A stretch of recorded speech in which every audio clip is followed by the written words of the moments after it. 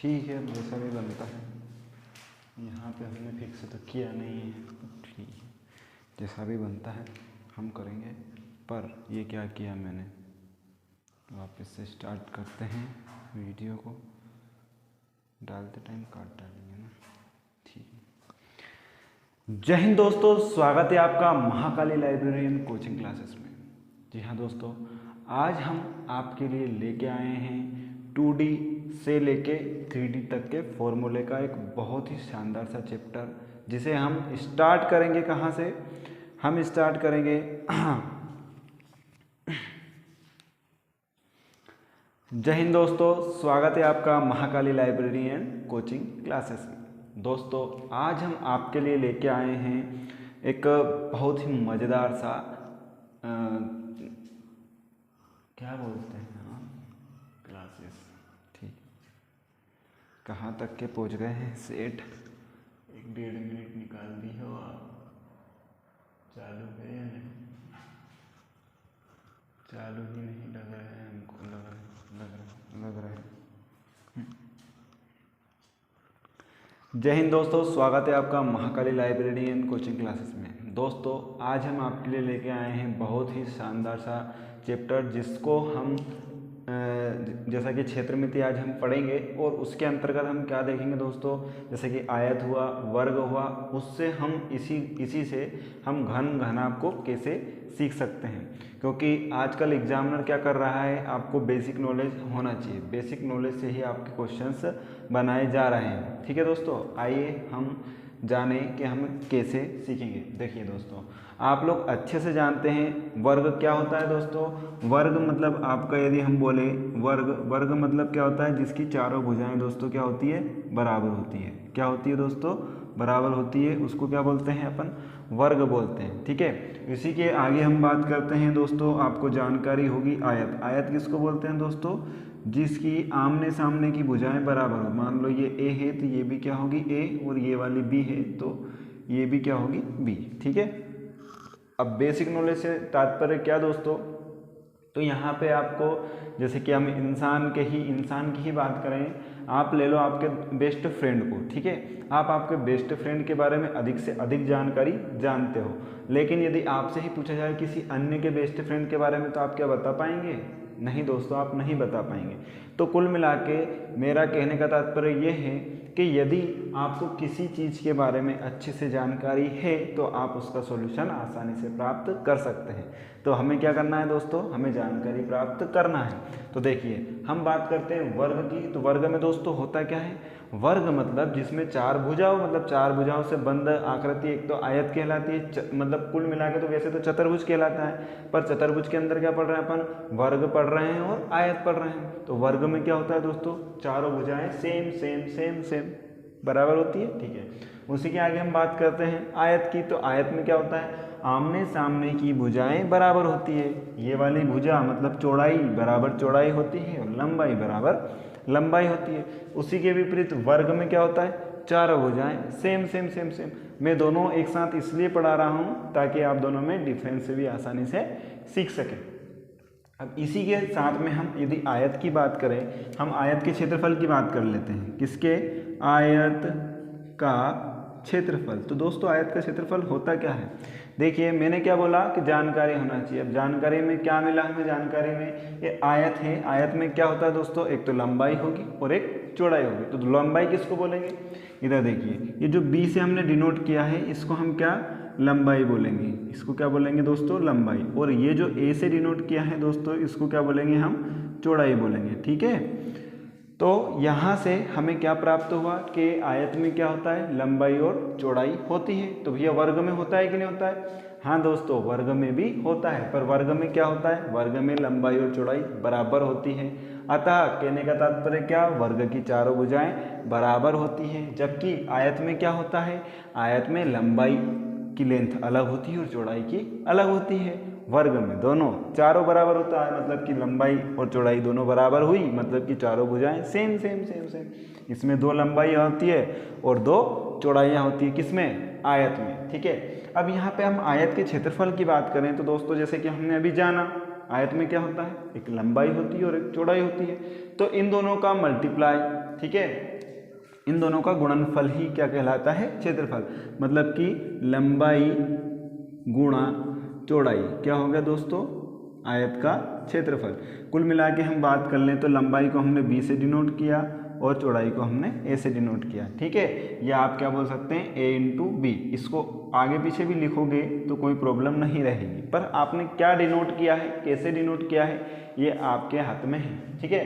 क्योंकि हमने लंबाई को b से डिनोट किया है इसलिए हमने b को आगे रख दिया था, और फिर चौड़ाई को a से डिनोट किया है इसलिए हमने a को। इसी के साथ में हम वर्ग के क्षेत्रफल की बात करें तो आपको जानकारी होगी कि आयत का जैसे ही क्षेत्रफल हमने लिखा लंबाई और चौड़ाई, तो यहाँ पे लंबाई भी बराबर होती है और चौड़ाई भी बराबर होती है। तो दोस्तों वर्ग का क्षेत्रफल क्या होगा? भुजा का स्क्वायर। मतलब कि ये वाली भुजा भी और ये वाली भुजा भी दोनों का मल्टीप्लाई करोगे तो a का स्क्वायर। कैसे लिख लेंगे हम इसे? का वर्ग का क्षेत्रफल क्या हो जाएगा दोस्तों? ये वाली भुजा मतलब भुजा इंटू भुजा, तो a इंटू ए, इन दोनों का मल्टीप्लाई करते हैं तो दोस्तों क्या आ जाता है? a का स्क्वायर। मतलब भुजा का स्क्वायर। इसको और क्या लिख सकते हैं दोस्तों? भुजा का स्क्वायर। और ये फॉर्म कहाँ से आई है? यहाँ से निकल के आई है, क्योंकि दोनों भुजाएं बराबर है इसलिए भुजा इंटू भुजा। या क्या लिख सकते हैं? लंबाई इंटू चौड़ाई। क्योंकि इस दोनों में लंबाई और चौड़ाई दोनों बराबर है इसलिए हमने क्या लिखा है दोस्तों? भुजा इंटू भुजा लिखा है। तो यहाँ से आपको ये क्लियर हुआ होगा, क्योंकि हम इस क्लास को ऐसे लेवल से स्टार्ट कर रहे हैं दोस्तों कि छोटा से छोटा बच्चा यदि पढ़े तो उसको कंपैरिजन भी समझ में आएगा और ऐसा समझ में आएगा कि कभी भूलेगा ही नहीं। आ रही बात समझ में? क्योंकि इसी से रिलेटेड जो 3D में पार्ट्स होते हैं हम उनके बारे में इसी के आगे चर्चा करेंगे, कि इसीलिए इसको हम अच्छे से डीप में पढ़ रहे हैं। क्योंकि आयत पढ़ लिया, वर्ग पढ़ लिया, तो दोस्तों इसके बाद घन और घनाभ एक ही लेसन में हम आपको ये दोनों चीज़ें कंप्लीट करवा देंगे। मतलब 2D से जो 3D पार्ट बनता है वो भी हम इसी लेक्चर में आपको कंप्लीट करवा देंगे। तो यहाँ आपने क्या सीखा दोस्तों? यहाँ अपन ने सीखा कि आयत के अंदर क्या होता है? एक लंबाई होती है और एक चौड़ाई होती है। तो लंबाई ये हो गई, चौड़ाई ये हो गई। यदि हम इन दोनों का मल्टीपल कर दें, मतलब गुणा कर दें, तो उनको गुणनफल जो प्राप्त होता है वो क्या प्राप्त होता है? आयत का क्षेत्रफल, मतलब एरिया ऑफ रेक्टेंगुलर, ठीक है। आयत का क्षेत्रफल हमें ज्ञात होता है। अब यहाँ पे हम स्क्वायर की बात करें तो स्क्वायर में क्या होता है दोस्तों? स्क्वायर का एरिया यदि हम बात करें, मतलब वर्ग का हम क्षेत्रफल की बात करें, तो भुजा इंटू भुजा। वो क्यों? क्योंकि देखो इसमें लंबाई और चौड़ाई होता है आयत में, तो यहाँ भुजा इंटू भुजा लिख दिया। वर्ग में क्यों लिख दिया? क्योंकि दोनों भुजाएं यहाँ पे क्या रहती है? इसकी लंबाई और चौड़ाई सेम रहती है। किसमें? वर्ग में। इसलिए हमने क्या लिख दिया? भुजा इंटू भुजा। तो a इंटू ए क्या हो गया दोस्तों? a स्क्वायर, मतलब भुजा का स्क्वायर। इसी के आगे हम यदि चर्चा करें तो दोस्तों हमने त्रिभुज, जैसे कि हमने त्रिभुजों का जो लेक्चर्स हैं इसके पहले वाले वीडियोस में हम डाल चुके हैं, हमारे चैनल पे आपको आसानी से मिल जाएंगे। तो त्रिभुज में होता क्या है? हमने रेक्टेंगुलर त्रिभुज पढ़ा था, ठीक, समकोण त्रिभुज पढ़ा है। तो समकोण त्रिभुज में क्या होता है दोस्तों? पाइथागोरस प्रमेय वो काम करती है। अब पाइथागोरस प्रमेय की मैं बात क्यों कर रहा हूँ? क्योंकि हम अब एक और चीज़ की बात जान रहे हैं जो कि आयत में मौजूद होती है। क्या मौजूद होती है? आयत में एक चीज़ और होता है, उसको क्या बोलते हैं हम? आयत का विकर्ण। क्या बोलते हैं दोस्तों? आयत का विकर्ण। विकर्ण किसे बोलते हैं? विकर्ण हम उसे बोलते हैं जो कि एक कोने से लेके दूसरे कोने पर लंबवत नहीं होता है ये, ठीक है। इसको विकर्णवत, मतलब विकर्ण का ही काम है, क्योंकि अभी जो अपन ज्योमेट्री वगैरह में सवाल आते हैं तो उसको विकर्णवत बोलते हैं। तो वो विकर्ण ये है, मतलब कि दो समान वाले कोने नहीं, मतलब एक तो ये कोना होना चाहिए और एक तिरछा वाला ये कोना होना चाहिए। तो विकर्ण वो होता है जो कि आयत में सबसे लंबी भुजा किसको बोलेंगे अपन? विकर्ण को बोलेंगे, जो कि ऐसे तिर्यक अपने को देखने को मिलती है। उसी प्रकार यदि वर्ग की बात करें तो वर्ग में भी विकर्ण होता है दोस्तों, उसमें भी विकर्ण होता है, ठीक है। और होता कैसे है? वो इस कोने से लेके इस कोने, मतलब दोनों सिरे जो हैं एक ही भुजा पर स्थित नहीं होंगे, ठीक है। एक ही भुजा पर दोनों कोने नहीं होंगे। जो दूसरा कोना होगा वो दो भुजाओं के अन्य दो भुजाओं का अंतिम छोर और फिर अन्य दो भुजाओं का अंतिम छोर, हम इस प्रकार इसको बोल सकते हैं, ठीक है। तो अब हम विकर्ण की बात करें तो हम विकर्ण को कैसे सीखेंगे, चलिए आगे हम चर्चा करते हैं। अब हम बात करेंगे दोस्तों किसकी, आयत के विकर्ण की, आयत के विकर्ण की और वर्ग के विकर्ण की। चलिए आयत का विकर्ण, चलिए आयत का विकर्ण, ठीक है। अब आपके पास में क्या है दोस्तों, लंबाई और चौड़ाई। और आपको एक चीज़ और ध्यान रखना है कि ये जो है अपने कोने पर आयत के चारों कोने पे कितने डिग्री का कोण बने होते हैं दोस्तों, 90 डिग्री का। हमेशा याद रखना प्रत्येक कोण 90 डिग्री का होता है, 90 डिग्री का होता है, ठीक है। आयत में कितने कोण होते हैं, जितनी भुजा उतने कोण, 4 भुजा 4 कोण, ठीक है दोस्तों। तो 4 भुजा और 4 कोण, और प्रत्येक कोण कितने का, 90 डिग्री का। सेम चीज वर्ग में होती है, 4 भुजा 4 कोण, ठीक है। तो चारों कोण कितने डिग्री के दोस्तों, 90 90 90, मतलब प्रत्येक मतलब हर एक, यहाँ पे बनेगा वो 90 का, यहाँ पे बनेगा वो 90 का, यहाँ पे बनेगा वो 90 का, और यहाँ पे बनेगा वो भी 90 का बनेगा। तभी तो हमारी पाइथागोरस प्रमेय काम करेगी दोस्तों। तो यहाँ से हमारी जब पाइथागोरस प्रमेय काम करती है तो हमें क्या मिलता है, विकर्ण निकालने के लिए अब क्या हो जाएगी, पाइथागोरस प्रमेय से। कौन सी प्रमेय से, पाइथागोरस प्रमेय से। पाइथागोरस प्रमेय क्या होती है दोस्तों, विकर्ण मतलब इसको क्या बोलते हैं, कर्ण का स्क्वायर बराबर लंब का स्क्वायर प्लस आधार का स्क्वायर, ठीक है। अब इसमें कर्ण क्या हो गया दोस्तों, अपन कर्ण को मान लेते हैं यहाँ पे ABCD में नाम दे देता हूँ, ABCD। AC मेरे पास में इसका विकर्ण हो गया, या फिर क्या बोल सकते हैं इसको, आप हिंदी में ही सीख लेते हैं हम इसको, इंग्लिश में नाम ना देते हुए। ये क्या हो गया दोस्तों, विकर्ण का स्क्वायर बराबर लंब क्या हो गया, लंब मतलब ये वाली खड़ी वाली भुजा, तो ये क्या हो जाएगा, चौड़ाई का स्क्वायर प्लस लंबाई का स्क्वायर, ठीक है। यहाँ से आप विकर्ण का जब स्क्वायर हटा देंगे तो यहाँ से जब हम स्क्वायर हटाते हैं दोस्तों तो यहाँ पे करनी चढ़ जाती है, ठीक है। तो ये क्या हो जाएगा हमारे पास में, ऐसा निकल के आ जाएगा। मतलब आपने कई बुकों में ये देख रखा होगा कि जो आयत का विकर्ण होता है, किसका दोस्तों, आयत का विकर्ण का जो फॉर्मूला होता है वो होता है क्या, √ A² प्लस B²। क्या होता है दोस्तों, √ A² प्लस B²। सेम यदि हम वर्ग की बात करेंगे तो वर्ग का विकर्ण क्या हो जाएगा दोस्तों, वर्ग का विकर्ण क्या हो जाएगा, यहाँ पे हम क्या रख देंगे, यहाँ भी A रख देंगे और यहाँ भी A रख देंगे। तो A² कितना हो गया दोस्तों, 2A², और A² में से A² है उस पर रूट डला है तो A बाहर आ जाएगा, A√2। ये फॉर्मूला आपको देखने को बुक्स में दोस्तों मिलेगा, ठीक है दोस्तों। तो यहाँ पर हमने संपूर्ण जानकारी किस किस की, किसमें आयत में और वर्ग में क्या क्या होता है वो हमने जाना। क्या होता है दोस्तों, आयत में लंबाई और चौड़ाई होती है, और वर्ग में क्या होता है दोस्तों, चारों भुजाएं बराबर होती है। आइए इसी के आगे हम चर्चा करते हैं कि आयत से क्या बनता है और वर्ग से क्या बनता है। हम आयत को अच्छे से पढ़ चुके हैं और वर्ग को भी हम अच्छे से जान चुके हैं। तो अब हम इनके आगे 3D में क्या पार्ट्स इसके निकल के आते हैं, तो आपका बहुत अच्छे से आयत के द्वारा बनाया गया जो घनाभ बनता है उसके सारे फॉर्मूले आप बहुत अच्छे से सीख जाएंगे। और उसी के आगे वर्ग से क्या बनता है दोस्तों, घन बनेगा। जब आयत से घनाभ बनता है तो वर्ग से क्या बनेगा, घन बनेगा। आइए इसे हम डीप में जानें।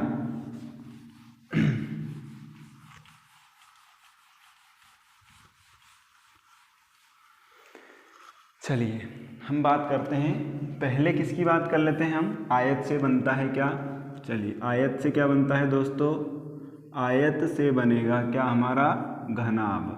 अब वो कैसे बनता है आइए मैं आपको बना के बताता हूँ। ये आयत हो गया, इसकी कितनी भुजाएं आमने सामने की दोस्तों क्या रहती है, बराबर रहती है। ये क्या हो गया आपका आयत जिसकी आमने सामने की भुजाएं दोस्तों क्या है, बराबर है। और इसी से हमने क्या बना दिया, घनाभ। क्या बना दिया, घनाभ। घनाभ में क्या होता है, अब हम इसकी चर्चा करेंगे। यहाँ पे आपको एक आयत दिख रहा है, कितना आयत दिख रहा है, एक आयत। जबकि हम इसमें जब घनाभ में जाते हैं तो कुल मिला के यहाँ पे 4 भुजाओं से बंद आकृति को आपने बोला था दोस्तों क्या, आयत।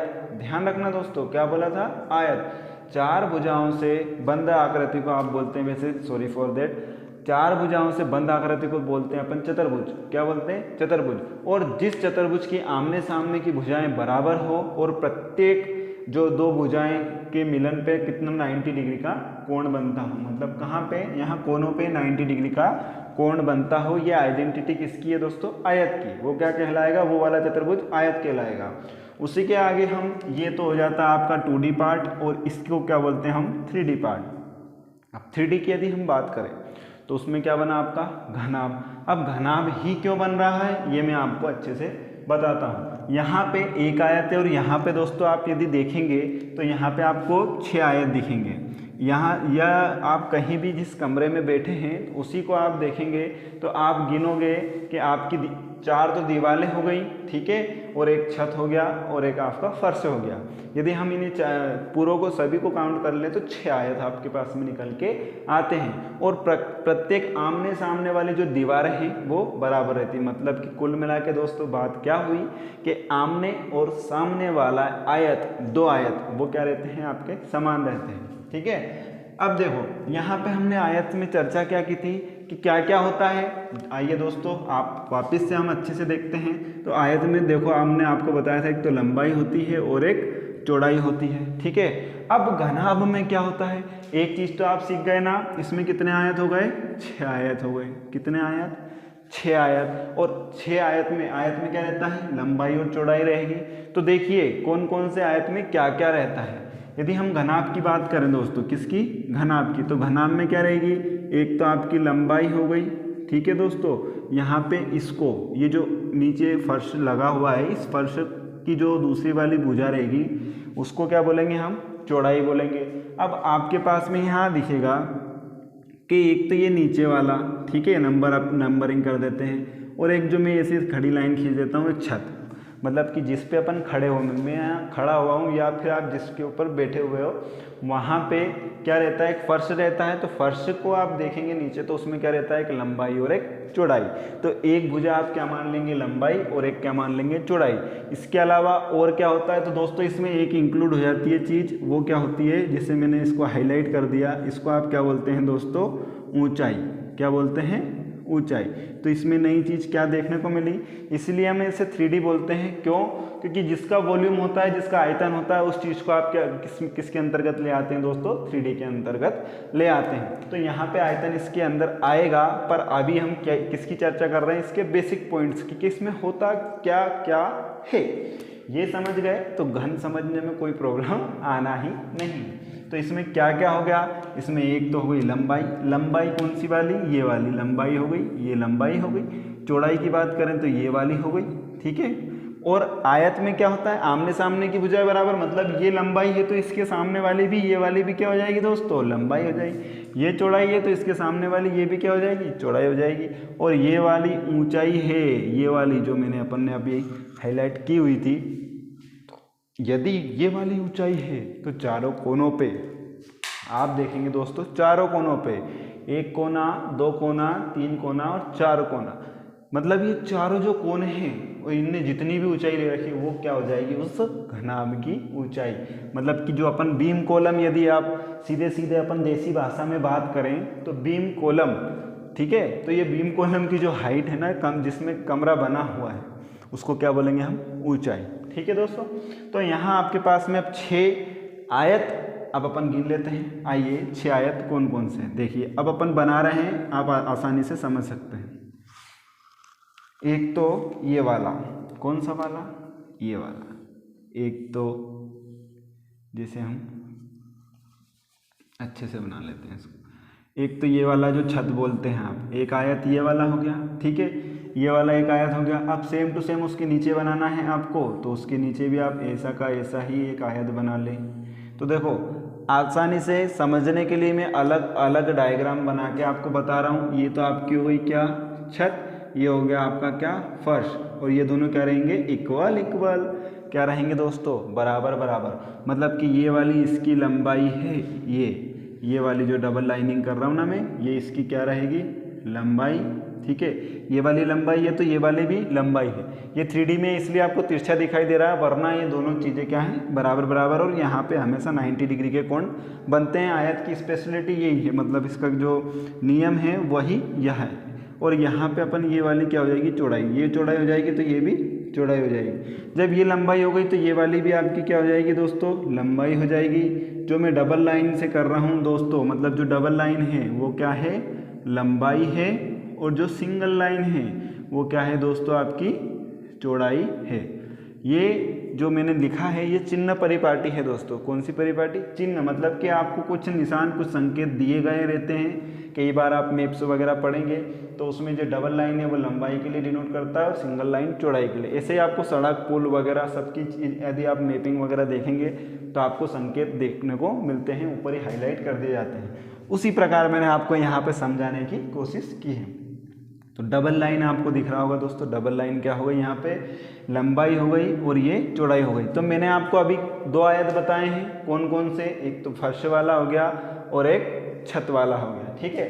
अब और अन्य आयत देखें तो यदि मैं इन दोनों भुजाओं को मिला देता हूँ, ठीक है, इसको ऐसे खड़े में मिला दिया, ये खड़े में मिला दिया, तो इस खड़े वाली को क्या बोल दिया अपन ने, ऊंचाई, मतलब ये बीम कॉलम है। हमने क्या डाल दिया दोस्तों, बीम कॉलम डाल दिए। अब अपन क्या कमरा बनाने जा रहे हैं, उस कमरे को ही हम घना बोलते हैं, ठीक है। तो कमरे किस टाइप के हो सकते हैं, एक तो घनाभाकार हो सकता है और एक घनाकार हो सकता है। घनाकार मतलब घन के आकार का, वो किससे बनेगा, वो वर्ग से बनेगा। और अपन अभी किस चीज़ की बात कर रहे हैं, आयत की। तो ये आया दोस्तों, यदि ये वाला है तो ऐसे ही हम इस वाली को इस छोर से और इस वाली को इस छोर से मिला देते हैं। यहाँ पे देखिए हम ओनली समझ रहे हैं, तो ये वाला जो आपको दिखेगा, ये वाला हाईलाइट जो मैंने किया है, ठीक है। और अभी अभी जो अपन ने बनाया है ये वाला, ठीक है। ये जो 2 मैंने हाईलाइट किए हैं, आप देखिएगा जब कमरे में बैठे हैं तो एक तो फर्श हो गया, एक ऊपर वाली दीवार हो गई। अब अपन जो बात कर रहे हैं तो जो चौड़ाई से रिलेटेड दीवार है, किससे, ये चौड़ाई से रिलेटेड दीवार, ये वाली, ठीक है। जब ये चौड़ाई से रिलेटेड दीवार की हम बात करेंगे तो इसमें क्या क्या रहेगा दोस्तों, एक तो आयत है। अब इस आयत को अपन ने खड़ा कर दिया है, कैसे कर दिया है, ये जैसे कि अपना बोर्ड है ना, इसको अपन ने चिपका के रख दिया है। तो उसमें क्या आ गया, एक तो ऊंचाई आ गई और एक चौड़ाई आ गई। मतलब कि जो लंबाई का स्थान है वो किसने ले लिया है, ऊंचाई ने ले लिया है। जो लंबाई का स्थान है वो ऊंचाई ने ले लिया है। तो अब भी आयत का क्षेत्रफल लंबाई इंटू चौड़ाई है, पर दोस्तों लंबाई का स्थान किसने ले लिया है, ऊंचाई ने ले लिया है। ध्यान रखना, मैंने क्या बोला था कि आप जैसे कि लंबाई को मैंने a माना है और चौड़ाई को b माना है, तो आयत का क्षेत्रफल क्या बोलेंगे, a इंटू बी।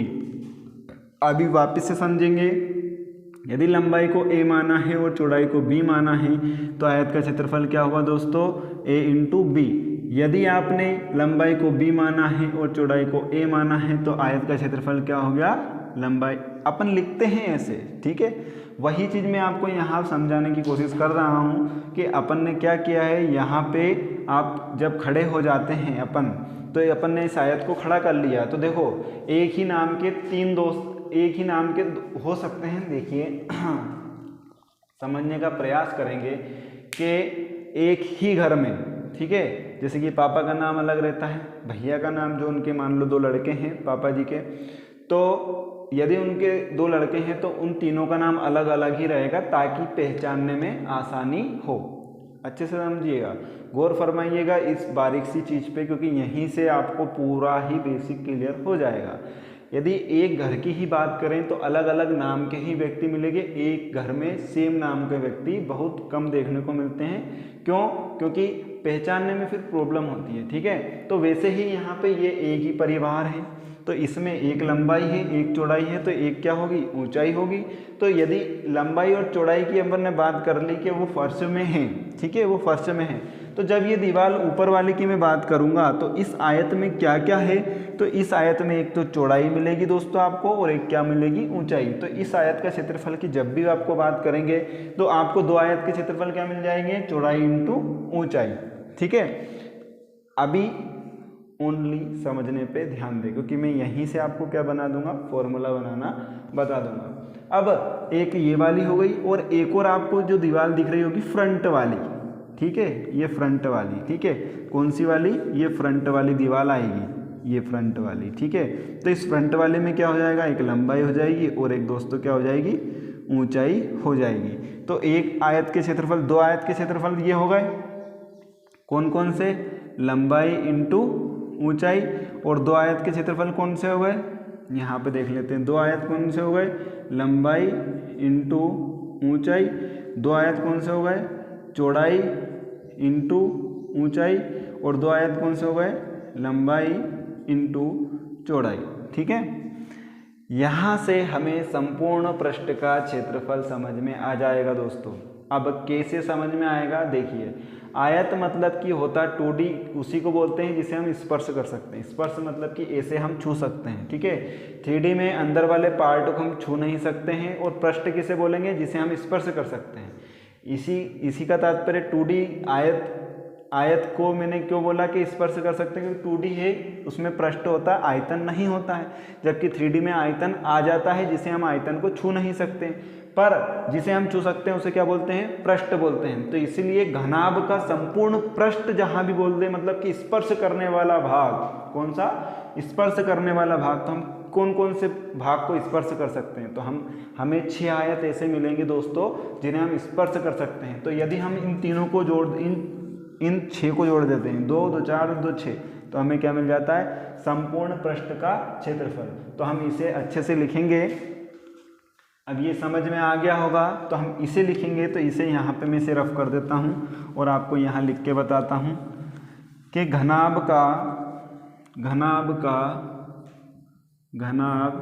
का संपूर्ण पृष्ठीय क्षेत्रफल। तो देखिए दो लंबाई इंटू ऊंचाई प्लस 2 लंबाई इंटू चौड़ाई प्लस 2 लंबाई इंटू चौड़ाई। आपको ये कैसे देखने को मिला है, यहाँ पे 2 2 2 तीनों में है, तो 2 कॉमन ले लिया, लंबाई इंटू ऊंचाई प्लस लंबाई इंटू चौड़ाई प्लस लंबाई इंटू चौड़ाई, यहाँ पे ऊंचाई लिख लो यहाँ पे, ठीक है, चौड़ाई इंटू ऊंचाई। देखो एक तो ये हो गया लंबाई इंटू ऊंचाई, लंबाई इंटू ऊंचाई, चौड़ाई इंटू ऊंचाई। तो यहाँ पे क्या कर लो दोस्तों, चौड़ाई इंटू ऊंचाई, और यहाँ पे लास्ट में क्या लिखा था अपन ने, लंबाई इंटू चौड़ाई। तो यहाँ पे लंबाई इंटू ऊंचाई, क्योंकि 2 2 2 तीनों में था तो हमने कॉमन ले लिया। यही चीज़ जो हम जोड़ रहे हैं, जो हमने यहाँ पे लिखी है, इन तीनों को हमने इस फॉर्मेट में यहाँ पे लिख दिया है। अब ये तो बराबर थे, इसलिए हमने 2 यहाँ पे लिखा, ठीक है। तो ये कितना हो गया, ऊंचाई इंटू चौड़ाई, और ये क्या हो गया, लंबाई इंटू चौड़ाई। ये आपको कैसे देखने को मिलते हैं बुक्स में, 2AB plus BC plus CA। अब ये ऐसे बुक में क्यों देखने को मिलते हैं, क्योंकि भाई साहब वो इनका नाम डिनोट कर देता है A, B और C। तो लंबाई की जगह पे A लिखा होगा, ऊंचाई की जगह पे B लिखा होगा, फिर ऊंचाई की जगह पे B लिखा होगा, चौड़ाई की जगह पे C लिखा होगा, फिर चौड़ाई की जगह पे C लिखा होगा और लंबाई की जगह पे A लिखा होगा। इसलिए वहाँ पे ये फॉर्मूला बन जाता है। तो दोस्तों आशा करता हूँ कि ये फॉर्मूला आपको अच्छा लगा होगा सीखने में, कि भाई ये आता कैसे है। अब यहीं पे हम थोड़ी सी बात कर लेते हैं चारों दीवारों का। अब चारों दीवारों में कौन कौन सी दीवार आ जाती है, एक तो ये वाली खड़ी आ जाती है, ठीक है, ऐसे करके ऐसे, और एक ऐसे अपन जोड़ देते हैं ना, इनको ऐसे जोड़ देते हैं ना। तो यहाँ पे ये 2 सामने की आ जाती है, और मतलब कुल मिला के नीचे वाला फर्श और ऊपर वाला छत छूट जाता है। तो देखिए जब फर्श और छत छूट जाएगा, मतलब लंबाई और चौड़ाई, जो 2 लंबाई और चौड़ाई वाला, मतलब कि ये जो 2 लंबाई इंटू चौड़ाई है, ये इसमें नहीं है, ठीक है। तो इसको जब अपन मिटा देंगे तो आपको चारों दीवारों का जो क्षेत्रफल है वो क्या मिलेगा दोस्तों, आइए हम यहाँ देखते हैं। तो चारों दीवारों का क्षेत्रफल क्या मिलेगा, 2 लंबाई और चौड़ाई हट गई है, मतलब कि ये वाली चीज़ इसमें निगलेक्ट हो गई है। तो यहाँ पे क्या मिला, 2 लंबाई इंटू ऊंचाई प्लस 2 चौड़ाई इंटू ऊंचाई। अब यहाँ पे कॉमन क्या दिख रहा है, एक तो 2 और एक ऊंचाई, एक 2 और एक ऊंचाई। तो यहाँ 2 ऊंचाई आप कॉमन ले लें, आपको क्या बच जाएगा, लंबाई प्लस चौड़ाई। आपको बुक्स में कैसा दिखता है, 2HA प्लस B, मतलब 2CA प्लस B, ऐसा भी आपको देखने को मिलता है। मतलब C किसको मान लिया है, ऊंचाई को, और A प्लस B आपने क्या मान लिया है, लंबाई और चौड़ाई को मान लिया है दोस्तों, ठीक है। सेम अब यहीं पे इसी के आगे क्या क्या मिलता है एक और चीज़, एक तो हमने संपूर्ण पृष्ठ की बात कर ली, एक चारों दीवारों के क्षेत्रफल की बात कर ली। कभी कभी आपको 5 वाला भी आ जाता है, तो 5 में क्या करोगे, यहाँ पे यहीं से समझ लेते हैं चारों दीवारों का क्षेत्रफल ये। अब क्वेश्चन में क्या पूछता है एग्जामिनर के, छत को छोड़ दिया जाता है। किसको छोड़ दिया जाता है, छत को। अब वो वाला फॉर्मूला बुक्स में तो मिलता नहीं है दोस्तों, तो आप प्रैक्टिकली बेसिक नॉलेज आपका अच्छा है तो आपको समझ में आएगा कि यार एक आयत अपन ने एक प्रकार का आयत मतलब लंबाई इंटू चौड़ाई वाला छूट रहा था जो फर्श का क्षेत्रफल होता है, और सेम जो फर्श का होता है वही छत का होता है। तो यदि छत को उसने छोड़ दिया तो एक लंबाई और चौड़ाई तो काउंट किया ना उसने। तो यहाँ पे जैसे ही हम लंबाई और चौड़ाई की बात कर लें तो प्लस में a इंटू बी लगा देते हैं। क्या लगाते हैं, मतलब कि यहाँ पे मैं क्या लिख लूँ, लंबाई इंटू चौड़ाई। तो यदि अपन ये वाला फॉर्मूले की बात करें तो ये कौन सा हो गया, 5 दीवार नहीं बोलेंगे इसको, छत को छोड़ दिया जाए, ठीक है, शेष भाग का क्षेत्रफल। तो क्या, छत को छोड़ दिया जाए, ठीक है, तो शेष भाग का क्षेत्रफल, किसका, शेष भाग का क्षेत्रफल क्या हो जाएगा, मतलब कुल मिला के 5 पृष्ठ हो जाएंगे। कौन कौन से, एक चारों दीवारों का और एक नीचे वाले फर्श का, ठीक है। ये वाला तो जो है मैंने 5 वाला जो बताया है आपको, इसका वर्क अब एग्जाम समय काफ़ी हद तक देखा जाता है। क्यों, क्योंकि जो आप किसी भी टैंक हुआ तो टैंक किस प्रकार का होता है, या तो घनाकार होगा या घनाभाकार होगा। तो हम घनाभाकार की यदि बात करें तो उसमें आपको गीले भाग का क्षेत्रफल ज्ञात करने को देता है। किस भाग का, गीले भाग का। तो गीला दोस्तों कौन कौन सा होगा, एक तो आप टैंक में या फिर किसी भी गिलास वगैरह में पानी भर के देखेंगे तो आपको एहसास होगा कि एक तो पींदा मतलब उसका जो तल है वो गीला होता है, और बाकी आइट साइड की जो दीवारें होती है वो सतह गीली होती है। तो कुल मिला के कितनी सतह हो जाती है घनाभाकार में, 1 2 3 4 और 5। घनाभाकार हो या घनाकार टैंक हो, सतह आपकी कितनी गीली होंगी, 5। छत तक पानी जाता ही नहीं है, वो खुद डिनोट करके देता है कि इतनी हाइट तक आपका पानी भरा हुआ है। तो जितनी हाइट तक पानी भरा हुआ है वो उसका आयतन हो जाता है, ठीक है। तो आयतन की यदि अपन बात कर लेते हैं तो ये जो तीनों चीज़ें हैं, लंबाई चौड़ाई और ऊंचाई, इन तीनों का मल्टीप्लाई मतलब a इंटू बी इंटू सी, ये क्या कहलाता है, आयतन। किसका, घनाभ का, ABC घनाभ का आयतन कहलाएगा, मतलब तीनों का मल्टीप्लाई। चलो अब हम एक ही डायरेक्ट हम सारे फॉर्मूले की यदि बात करते हैं, अभी मैंने सिखा दिया आप लोगों को कि आया कैसे है। अब हम पूरे फॉर्मूलाज की इसकी बात कर लेते हैं एक ही उसमें। तो क्या होता है, देखो यहाँ पे हमने क्या सीखा, घनाभ का संपूर्ण पृष्ठीय क्षेत्रफल, वो क्या होता है 2AB + BC + CA। ये 2 क्यों, तो 2 लंबाई इंटू चौड़ाई, 2 लंबाई इंटू चौड़ाई हो गई, 2 ऊंचाई इंटू लंबाई हो गई, और 2 चौड़ाई इंटू ऊंचाई हो गई, ठीक है। क्या क्या हो गई, एक बार ऊंचाई के साथ लंबाई को लेना है और एक बार ऊंचाई के साथ में चौड़ाई को लेना है। तो क्या हो जाता है, यदि हिंदी में बात करें तो 2 लंबाई इंटू चौड़ाई प्लस ऊंचाई इंटू चौड़ाई प्लस ऊंचाई इंटू लंबाई, ठीक है। ये इसी को अपन ने AB + BC + CA लिखा हुआ है। तो ये हम फॉर्मूला बनाना सीख गए। अब कौन सा आता है, चारों दीवारों का। तो चारों दीवारों की बात कर देते हैं, तो उसमें 2A + B और इंटू C। यदि हम छत को छोड़ दें, ठीक है, छत को छोड़ दें तो उसका क्या जाएगा, 2A + B into C + A into B, AB यह जाएगा। यदि हम वॉल्यूम की बात करें, आयतन की बात करें तो वो क्या हो जाएगा, लंबाई इंटू चौड़ाई इंटू ऊंचाई, मतलब कि क्या हो जाएगा, AB और C हो जाएगा। अब एक चीज़ और बच गई, वो क्या होता है, विकर्ण। जिस प्रकार विकर्ण, एक अपन ने आयत का विकर्ण पढ़ा था, आयत का विकर्ण क्या था, √A² + B²। उसमें 2 चीज़ें थी इसलिए A² + B², इसमें 3 आ गई तो +C² और कर देना साथियों। तो आपको क्या मिल जाएगा, घनाभ का आयतन मिल जाएगा, ठीक है दोस्तों। क्या मिल जाएगा, घनाभ का आयतन।